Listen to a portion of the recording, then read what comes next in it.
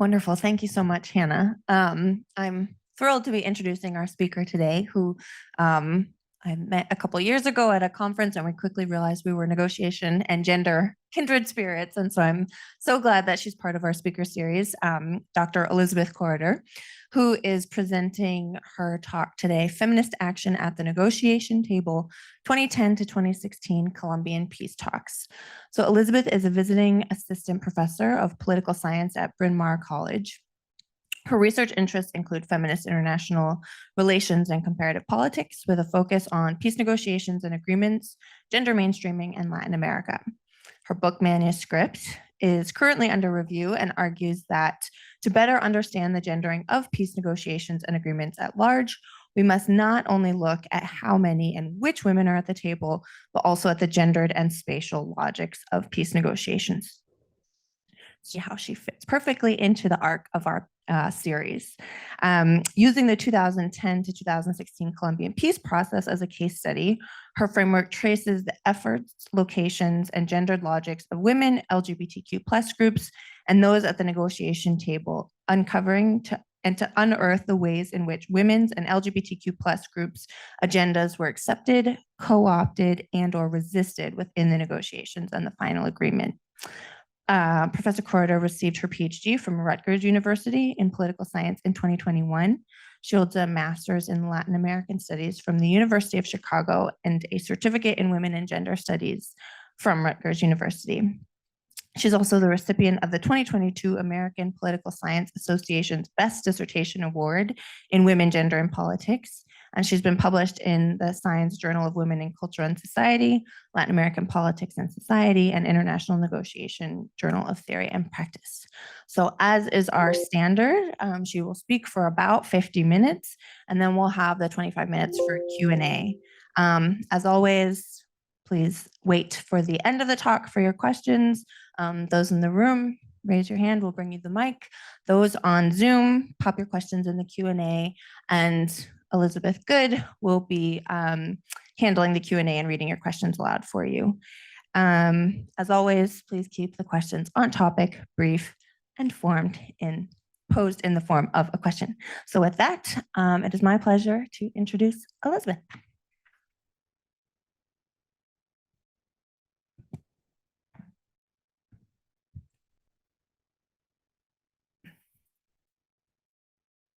Okay, well, thank you, everyone, for coming today. I'm very excited to be here.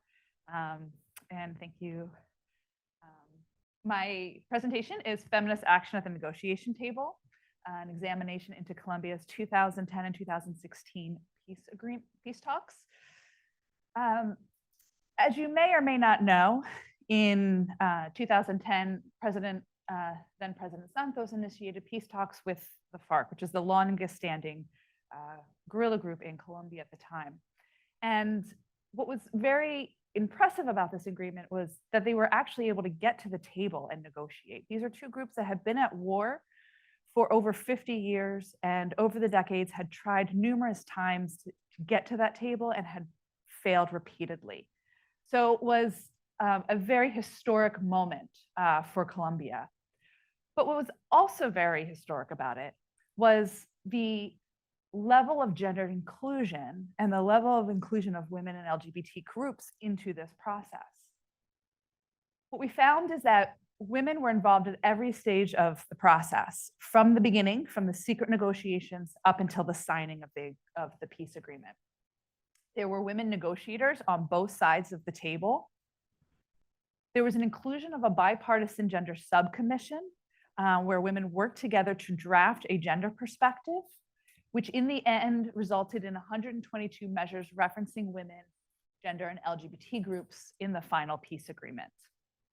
Now, this is extraordinary for those of us who study gender in peace processes and peace negotiations, because we know that despite UN Security Council Resolution 1325, which was passed in 2000, women's representation in peace negotiations and agreements has made very little progress, right? So the resolution calls for inclusion of women at all stages and all levels of peace negotiations and agreement making processes, and that a gender perspective is included into the peace agreement.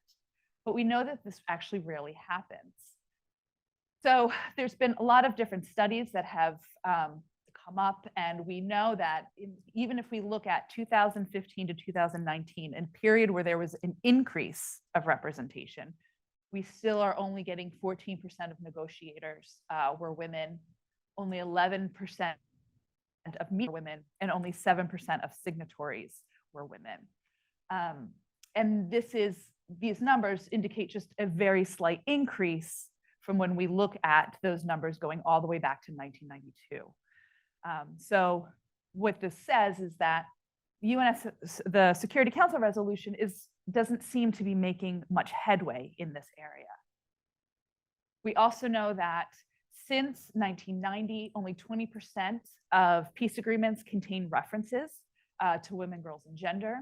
And not all of those references are even positive or helpful. So those so that number sort of will come down, but they're also not necessarily comprehensively becoming a gender perspective. Some of them are just mere mentions with very little connection to each other. And we also know that 6% of peace agreements contain a provision that specifically addresses violence against women, which is one of the major ways in which women are affected by conflict. So today what I'm going to do is I'm going to talk briefly about why gendering peace negotiations and agreements is important, why it matters that these numbers are so low, provide an overview of the current research that's out there, and then take a look, peer inside the Colombian peace negotiation spaces themselves. And I'll talk about what my findings and significance are. So why is gender important to peace negotiations and agreements? Well, there's a variety of reasons. First, we know that women make up a vast number of victims in war, that it is not just about military combatants, but civil society members and civilians are greatly affected, and women make up a large number of those. We also know that it's not just battle-related deaths, but we're also talking about women are a majority of those who are either internally displaced or find themselves in refugees. And there's a whole number of ways in which women are victimized in the process of war. But women are not just victims of war, they are also peace builders. They are also active agents in trying to secure their land and in trying to broker peace. So not only do they mobilize around peace, but they're also brokering peace in their own communities. So in Colombia and elsewhere around the world, we find situations in which women actually broker ceasefires where the state is not present to be able to stop warring parties from engaging in conflict. Women are part of securitizing the land. This is an image here of a woman in Colombia who is deactivating landmines, which are prolific throughout the country. Women are also perpetrators of violence and perpetrators in war. So in Colombia, 30 to 40% of the FARC were women. So when we're thinking about processes such as DDR processes like demobilizing and disarming and reintegrating combatants into society, we need to think about this through a gendered lens. So women in a demobilization camp are going to need very different needs than male soldiers, right? Or male combatants. And if we're building policy only around this idea that combatants are male, we're going to miss the health-related needs that women have, security-related needs that women have, and also the challenges that they will confront when they reintegrate into community. But most importantly, women are experts in their own security. They understand what it is that we need to be secure in post-conflict situations. And so it is absolutely vital that women are part of the drafting of peace agreements and that they are a part of those negotiation processes. We also know that when women are not taken into consideration, it produces a set of predictable problems. Sexual violence often increases after war. Women's specific needs, as I mentioned, are often overlooked in the DDR processes. And women can be excluded or end up being excluded from the economic and political reforms that happen in post-conflict situations or settings. Yet, when women are involved in peace negotiations, we know that this increases the likelihood that there will be gendered specific provisions in peace agreements themselves.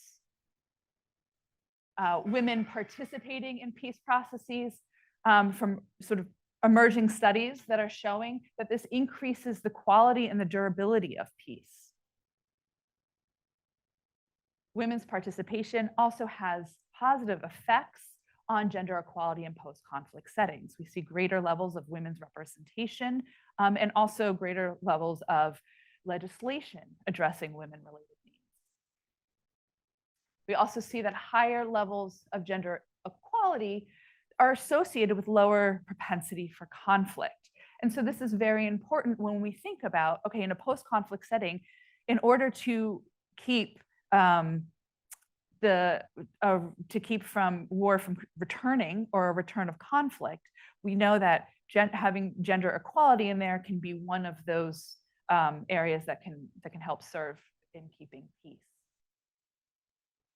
Yet we also know that simply adding women is not enough to understand these outcomes. And I think what has been so fantastic about this paper series has been we've been able to see that this is what a lot of the research is heading to, right?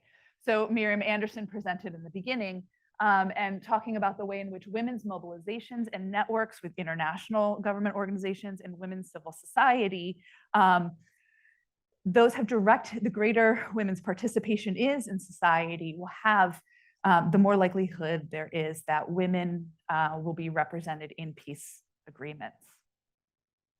Elizabeth Good spoke a few weeks ago about how the position of women within negotiations matter. Where are they located vis-a-vis the power and authority? And the closer they are to power, and we saw earlier here that only 7% of signatories are women, but that's really seems to be the position that matters of when gender provisions are going to be entered into peace agreements.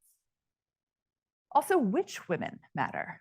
So Elizabeth Brannon spoke about how it matters the recruitment process, the relationships that women have had historically with the leaders in the negotiation table, and also their work record, et cetera. These all end up being indicators of how likely it is that gender provisions will be included into a peace process, into a peace agreement. And Jacana Thomas speaks about that if there are combatant women at the table, there's also more likely that marginalized women will be recognized in the text of a peace agreement, which goes back to speaking again about this quality of peace that emerges. And so why is all of this happening, right? Why does it matter which women happen? And I think if we look at feminist institutionalism, this gives us a really good understanding of it, right? So we know through a feminist institutional lens, all of those sort of formal rules and informal rules of the game are gendered. So those formal rules of who gets to be included, who has what power in a negotiation table, what are the rules that the negotiation teams are going to follow to keep the negotiations on track. Those are all gendered, but so are those informal rules, right? And a lot of that comes from the culture of logic, right? Cultures and logics that are wrapped around masculinities and femininities, and how those inform rules and how they constrain or enable certain behaviors.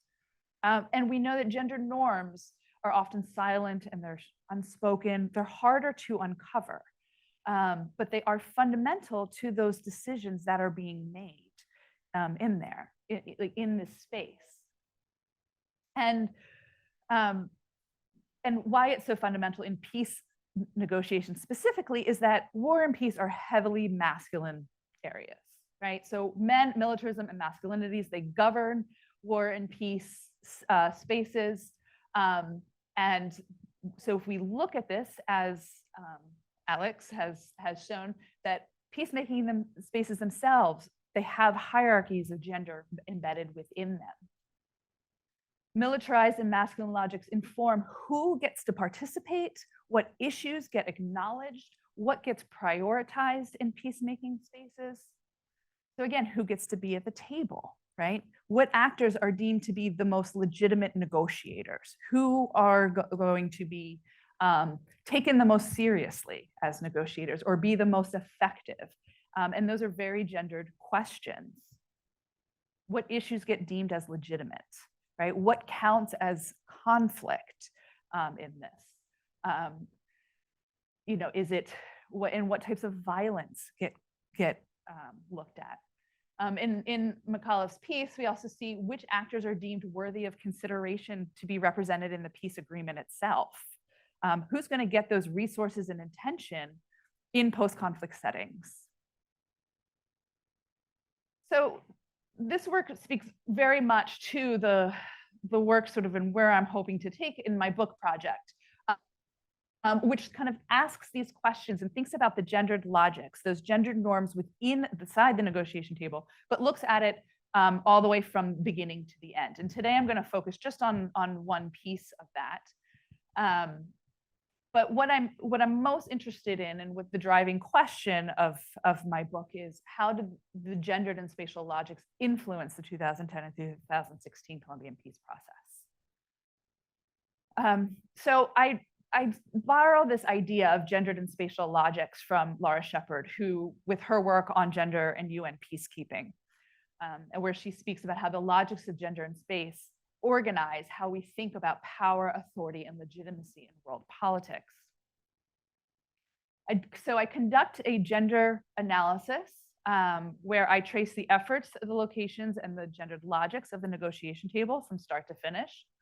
And I do this by, I look at the structure and organization of the peace talks, and then I look at where the women's location, roles, authorities, and experiences.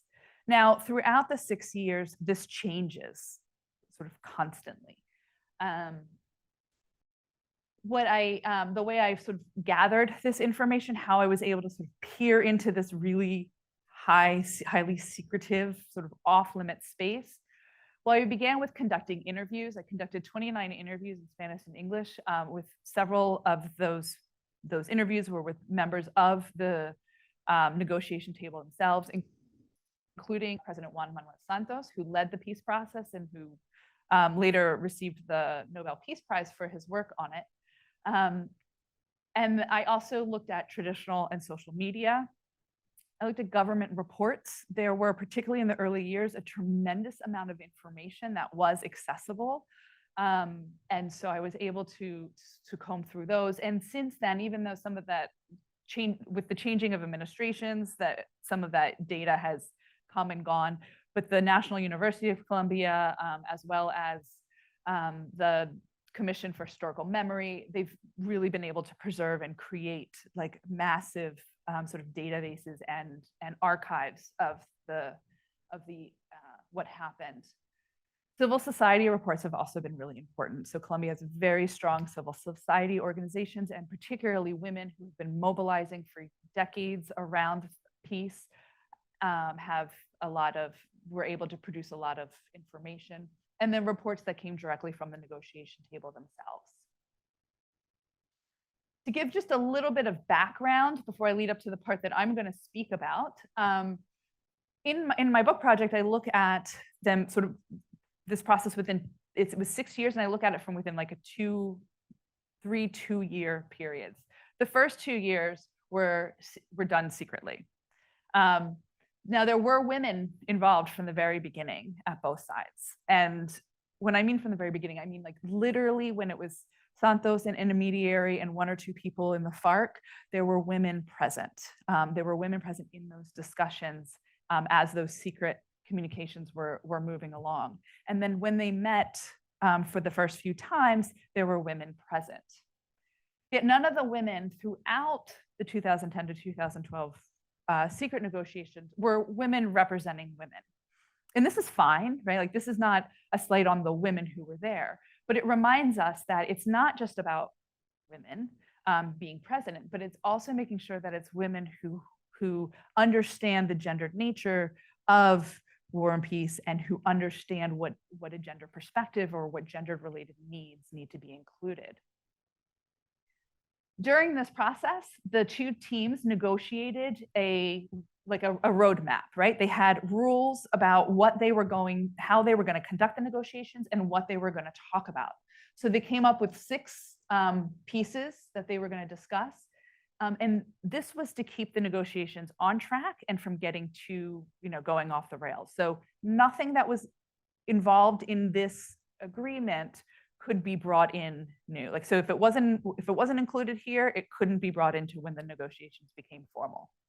But there was no mention of women or gender. There was no mention of the obligation to include a gender perspective into this process. So it really was operating at a gender blind level.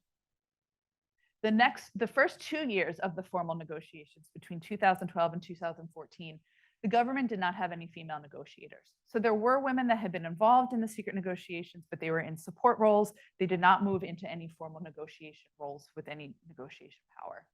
The FARC did begin with one female negotiator. Toward the end of this period, a second one did bring another female negotiator on. Neither of them had full negotiating power. And they developed, during this time, they developed the first 3 points of the peace negotiation, of the peace agreement, which had no mention of women or gender. So they literally developed 50% of this peace agreement without that. Meanwhile, women's organizations were participating in different civil society mechanisms that the table had set up. They were putting in proposals, they were making their demands, they were, in theory, getting to the negotiation table, but they just weren't, nothing was happening. As a result, women mobilized in force. They put a mass civil society women organized. They put a massive pressure campaign, at the end of 2013, and the negotiation table responded. In early 2014, the government appointed 2 female plenipotentiaries, meaning they had full negotiation power at the table. And the FARC at this point had 2 female negotiators as well, but with limited power. Together, they formed the bipartisan gender subcommission, where they were tasked with implementing a gender perspective throughout the entire agreement. Now, as we know, we can make changes to those formal rules. We can include women, but that doesn't necessarily mean that it's going to result in improved gender norms. So even just so what I want to do is take a look into the gendered and spatial logics of the gender subcommission. What happened here that enabled them to actually be so productive in that gender subcommission and be able to be successful in getting a relative to what we've ever seen, a robust gender perspective into the agreement. So when I take a look at the location and the authority of women, what I find is that it was actually quite unbalanced. So only 20% of negotiators were women at the table. This is a huge step from any other negotiation that we've ever seen, but it's still far from parity, right? So men are still dominating the space. And the majority of women that were involved in the negotiations were involved in support roles. So there were a lot of women who were not negotiators, but again, they were in support roles with limited level of authority and ultimately did not have the authority that is required by negotiators. It wasn't uncommon. So some women noted that they felt that when they were some women who had expertise in a certain area or were running a certain part of the process, it was not uncommon for men to overlook them, to go to other men and ask questions when those should have been being directed toward the women. There was a sense among some of the female participants that they just weren't being taken seriously with the authority and knowledge that they had. Women were also not evenly distributed throughout in the peace negotiations. So if we're taking a look at where they were, most of the women involved in the negotiations were working on the gender subcommission, right? So among the negotiators and even among the support team, those involved in gender subcommissions, for the gender subcommission, it was almost all women and one male in terms of the formal negotiators. And this is great, right? Like we want women-led initiatives when we're talking about issues with gender. But it seemed clear that there did not seem to be a need for other men at the table to become a part of this, which speaks to another issue of just knowledge transfer and being able to take the knowledge that's happening in these subcommissions and transfer that knowledge over. But we also, when we look at the subcommissions, for example, the subcommission to end the conflict that was dealing with the ceasefire and demobilization, it was almost all men, and there was only one female there. So there was a huge imbalance. We see all this all the time in politics, right? We see like women politicians tend to get steered toward women-specific issues and are not brought into the more traditionally masculine issues like security and whatnot. So this is what we see here playing out as well. When we look at the role and the work of the Gender Subcommission, several mentioned that they felt that there was insufficient time or resources for the Gender Subcommission to do the work, given the breadth of their work. They were not looking at one piece of the negotiation of the peace agreement. They were looking at the entire negotiation, the entire agreement that they had to do this work in, and they felt that they were not given often the same time or resources, or even sort of the same prestige that other subcommissions or working groups were given during the process. Male negotiators often did not understand the concept of the gender perspective, that they didn't understand the work that the women were doing. They thought that they were simply just adding, the terms men and women, or they just sort of seemed confused, but didn't necessarily take active steps to try to understand it better. And overall, the women I spoke to felt that it was considered fairly low politics or more marginal to the work that they were doing. I had one interview say, the Gender Subcommission recommendations would be posed to the table and they'd be like, okay, sounds good. Like, now let's move on to the real stuff, right? Here's just a quote. So I spoke with Lieutenant Juanita Millán, who was on the Gender Subcommission for the government, and she said, the delegates supported the creation of the Gender Subcommission, although I believe they never considered the amount of work that would eventually be done. They did not give much importance to the subcommission at the beginning. It was seen as a space in which women were going to have some input into the text and no more. Then Senator Victoria Sandino, when I spoke with her, she was head of the Gender Subcommission for the FARC, and she was also one of the negotiators for the FARC. And she stated, when this first started, the government thought we were simply going to revise the language. Campesinos y campesinas, mujeres y hombres, ciudadanos y ciudadanas, just very sort of gendered male, female language. But it was really about implementing our perspectives as women and those of women's organizations in Colombia. When I asked Maria Paulina Riveros, who was a negotiator for the government side and head of the Gender Subcommission, I asked her if there was resistance inside the table. Like, did they push back? And she said it was difficult for them to understand what we were doing, but there was no adverse reaction. They tried to understand the subject, and the reaction was not one of rejection, but rather of surprise and trying to understand these concepts. And this is specifically true when they were talking about inclusion of LGBTQ groups into the peace process.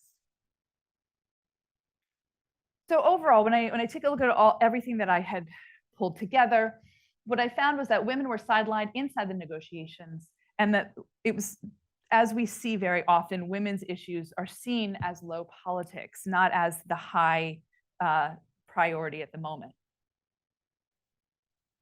There was also a lack of appreciation and understanding for the importance of the Gender Subcommission work. But here's the thing, and here's what's really interesting. They faced very little resistance for their work because they were not really taken seriously, right? So it didn't seem to, their work, or at least what they were doing behind the scenes, the male negotiators did not feel that it threatened their power or was threatening their agenda in any way.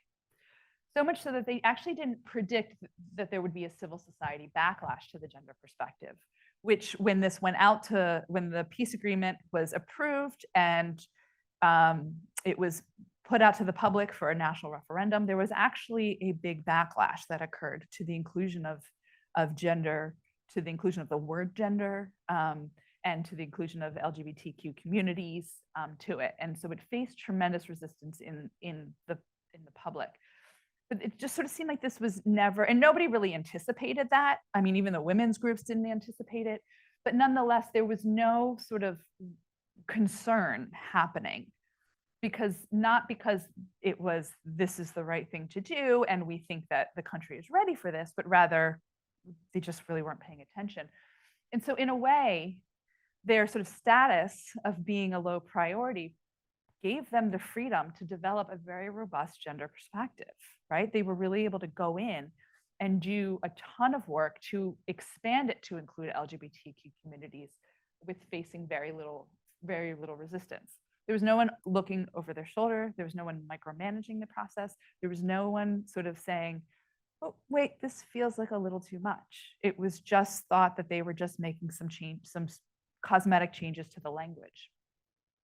And so in the end, the agreement is approved by Congress at the end of November, and there's 122 provisions now.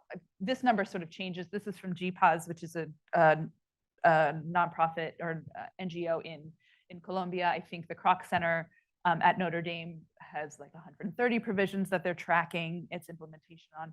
But nonetheless, there's a tremendous amount of provisions referencing women and LGBTQ plus needs and rights in the agreement. It is the most robust gender perspective in a peace agreement to date, and is the first in the world to include LGBTQ communities. So why does this matter, right? So it's still got in, and this is a one case. So what can this tell us about something larger? But what it reminds us is, yes, in this case, women at the negotiation table did in fact lead to a gender perspective. It is safe to say that if women had not been there, had they not pressured their way in, had there not been a pressure for a gender subcommission, gendered language would not have ended up in this peace agreement. But their inclusion is not enough to understand what happened. We have to look at their gendered logics and those spatial logics at play. So here, in this case, their inclusion here happened both because of and despite gender logics that prioritize masculinity and masculine norms of peacemaking over in peacemaking. So what does this do for us? Like, what can this tell us if we have one case? Well, I think first it cautions us to just assume that women's presence means that there'll be more gender provisions in the peace agreement. So changing the formal rules of the game, right? You can make formal changes, but that's not necessarily going to include the gender logics. As I mentioned in the gender subcommission, there was only one male there. And because their work wasn't taken tremendously seriously, what I found in my interviews and in my broader research is that there's a lack of knowledge transfer, meaning that even today, if you talk to some of the folks that were involved in that process, there still seems to be very little understanding of what the gender perspective was, even after it's been out and implemented. So to understand why women's inclusion equals better outcomes for women, we must account for these gender and spatial logics, and remember that these are very hypermasculine spaces. So the spaces are going, these norms are slow to change. And as gender norms do, they operate in very unexpected ways. And so the more that we can capture those unexpected ways in which they operate, the better we can understand outcomes.